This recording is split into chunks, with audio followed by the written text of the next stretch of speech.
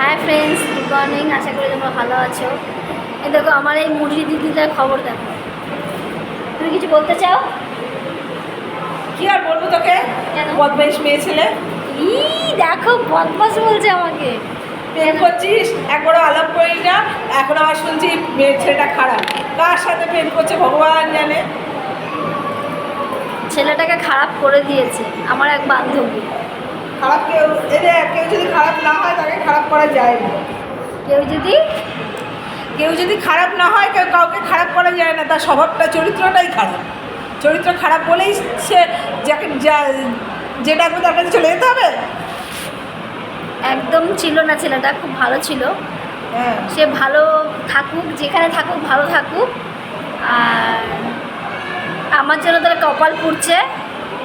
তুমি সেটা মনে করো, তুমি চাও না তার ভালো হোক? অবশ্যই। কেউ কারোর ক্ষতিটা চায়? ভালো হোক, কিন্তু একটা মেয়েকে কাঁদিয়ে সে কোনোদিন সুখী হবে না। সত্যি কথা। সত্যি কথা। না, আমি ভগবানকে বলি, যতই ভগবানকে বলিস কাঁদালে কাঁদতে হবে, কাঁদালে কাঁদতে হবে। যতই ভগবানকে ডাকা যাই করে। না আমি চাই ও যেখানে যেখানে রিলেশন করুক না কেন ও ভালো থাকুক। তুই চাইলে তো হবে না, তুই চাইলে তো হবে না। হওয়াটা তো ওপরওয়ালার হাতে না। তাই ওপরওয়ালা যেটা চাইবে সেটা দেখো, ও তো আমাকে পছন্দ করে না। তাহলে পছন্দ করেন না, কিন্তু তাহলে তোকে নিয়ে এতদিন ঘোরালো কেন? এতদিন ভোগালো কেন? তো পছন্দ করে না, আমার পছন্দ হয়নি, আমি সামনে যখন করে দেবো আমার পছন্দ হয়নি।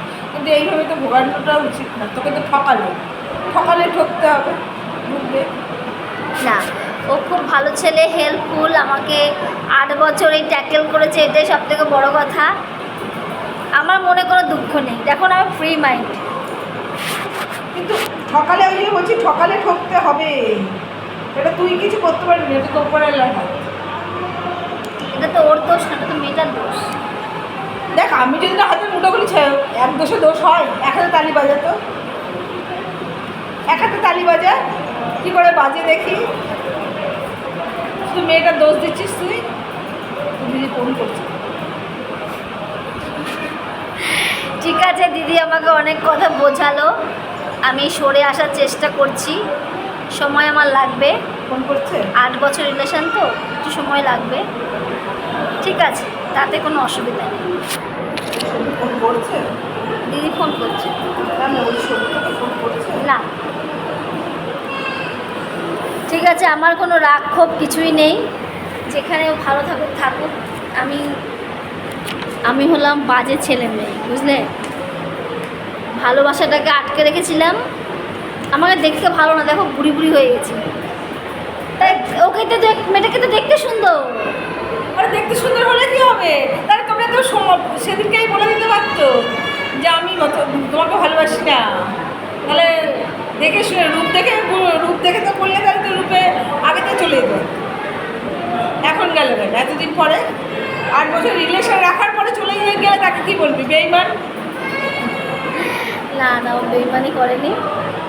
ও যেখানে ভালো আর তুমি চাইবে না ও ভালো হোক? আমি চাই, আমি তো চাওয়ার কেউ নয়। আমি চাইবো কী করে বল? আমি তো চাওয়ার কেউ? আমি চাওয়ার কেউ? জন্ম মৃত্যু বিয়ে 3 বিধাতা নিয়ে ভগবানকে তুই মানতে হবে তো। তাহলে ঠিক আছে, একটু ঠকালে তো আর হবে থাক। না। আমাকে দিদি ও ঠকায়নি, আমি ওকে ঠকিয়েছি।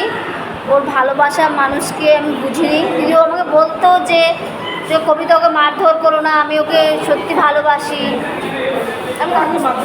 আমি ওকে মেরেছিলাম মেয়েটাকে। কবে? এটা 2 বছর আগেকার কথা। ও বাবা, তো অনেকদিনের।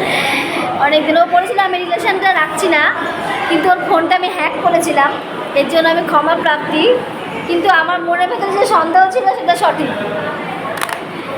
বুঝলে?